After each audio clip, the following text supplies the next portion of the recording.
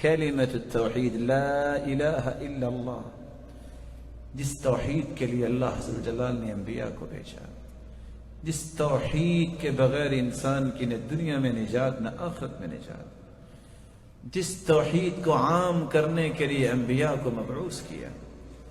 قیامت کا دن ہوگا، لمبی حدیث ہے، ایک آدمی کی کوئی نیکی نہیں نکلے گی، سوچے گا مارا گیا، اللہ کی طرف سے اس سے کہا جائے گا پریشان نہیں ہونا، ایک نیکی ہمارے پاس تیری ہے۔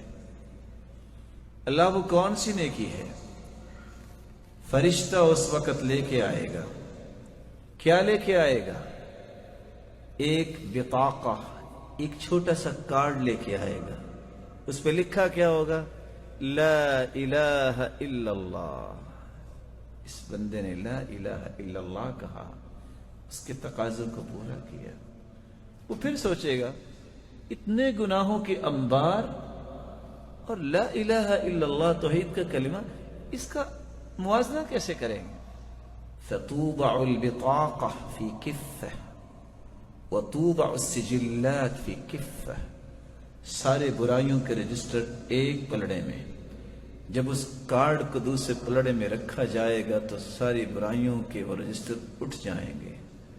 فطاشت السجلات فلا يثقل مع اسم اللہ شیء، اس کے اس کارڈ کی وجہ سے ہی، اس کلمے کی وجہ سے ہی نیکیوں کا پلڑا بھاری ہوگا اور اللہ اسے جنت میں بھیج دیں گے۔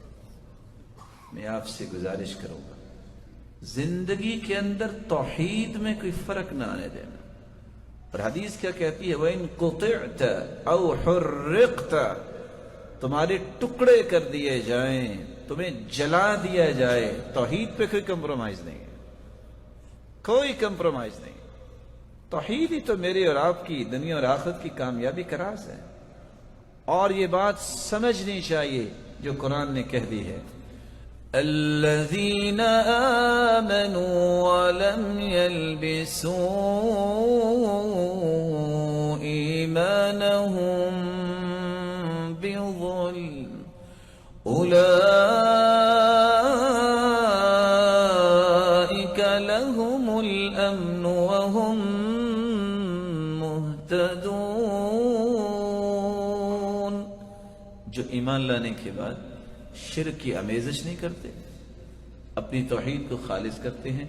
اللہ نے دو انعام رکھے ہیں، فکری امن، قولی امن، معاشرتی امن۔ امن کی نعمت اللہ دیتا ہی اس کو ہے جس کی توحید خالص ہوتی ہے۔ وَهُمْ مُهْتَدُونَ، اور صراط مستقیم پہ گامزن ہونے والے ہدایت یافتہ لوگ ہیں ہی وہ جن کی توحید میں کوئی خلل نہیں ہے۔ توحید کے ساتھ میں آپ سے ادباً یہ کہوں گا، اور یہ تحفہ سمجھیے آج کی مجلس کا، کثرت سے لا الہ الا اللہ پڑھا کریں۔ حدیث کہتی ہے افضل الذکر لا الہ الا اللہ، سب سے افضل ذکر لا الہ الا اللہ۔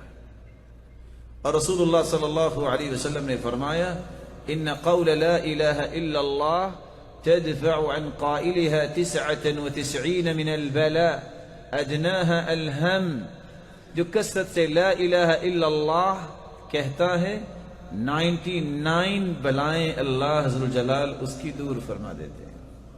ادناها الہم، اور سب سے گھٹیا بلا غم ہے۔ اس کا مطلب یہ نکلا کہ 98 بلائیں تو غم سے بھی بڑی بڑی اللہ عز و جلال دور فرما دیتے ہیں۔